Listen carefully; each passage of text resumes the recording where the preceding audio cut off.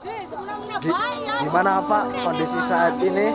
Kondisi saat ini sangat prihatin Pak ya, melihat kondisi air semakin tinggi dan yang di rumah yang di belakang juga udah semakin tinggi Pak. Rumahnya semakin tinggi apa airnya? Airnya semakin tinggi Pak. Oh, debit airnya ya Pak. Tolonglah, kami ini butuh bantuan. Iya. Ya Emi Talengko.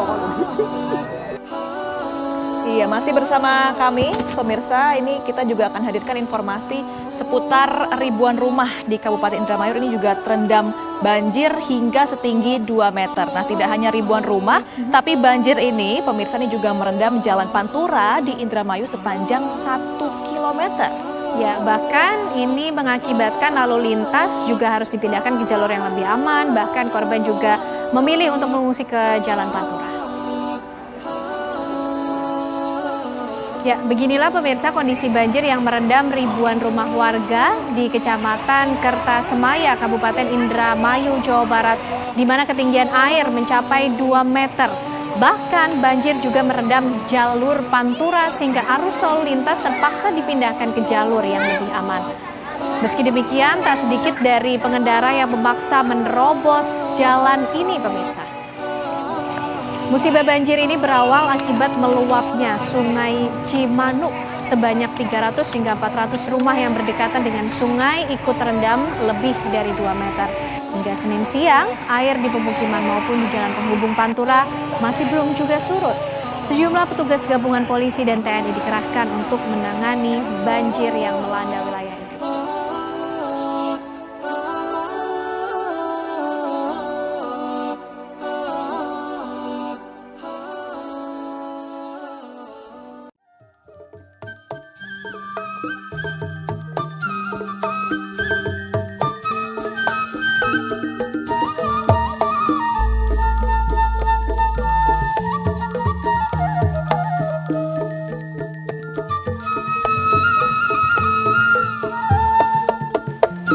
Ya, kami laporkan dari lokasi, tim SAR gabungan masih melakukan evakuasi di beberapa lokasi, khususnya di daerah Tumarite dan juga Wanakaya.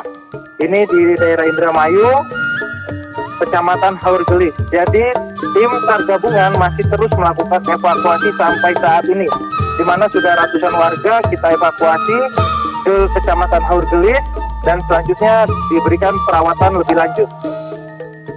Baik, untuk proses evakuasinya sendiri ini seperti apa? Apakah ada kendala Pak? Karena mayoritas warga masih ada yang menginginkan untuk bisa mengungsi di sekitaran Jalan Pantura ini, Pak Joshua.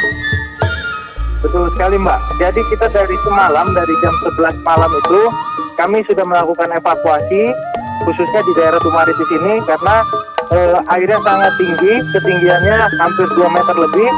Maka dari itu kita melakukan evakuasi secara simultan bersamaan dengan tim SAR gabungan lainnya. Kita melakukan evakuasi bersama-sama. Pada akhirnya tim semua melakukan evakuasi dibawa ke kecamatan. Adakah titik lokasi yang sampai saat ini masih sulit dijangkau Pak oleh tim Basarnas dan juga tim gabungan? Masih Mbak, masih ada beberapa karena di sampingnya itu sungai besar, Sungai Cipunagara.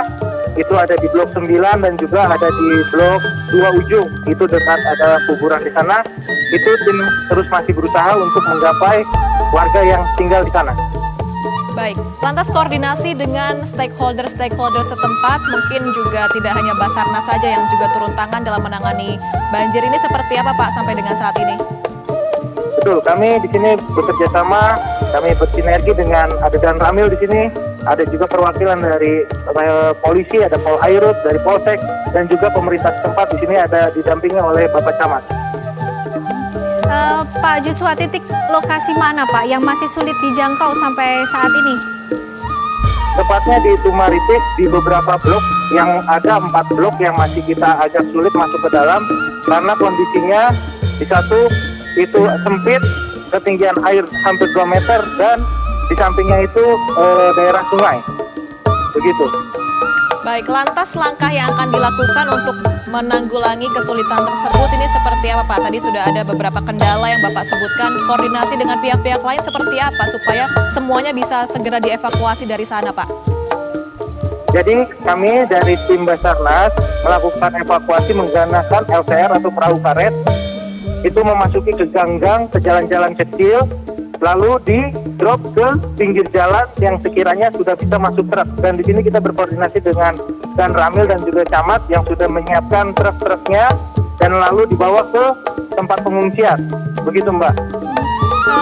Pak Joshua, ada berapa banyak kemudian perahu yang dikerahkan sampai saat ini dan apakah ini sudah dirasa cukup untuk membantu proses evakuasi yang ada?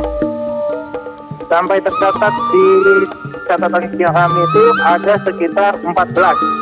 Ada 14 perahu, belum di luar dengan kano dan juga perahu-perahu ban yang kecil-kecil.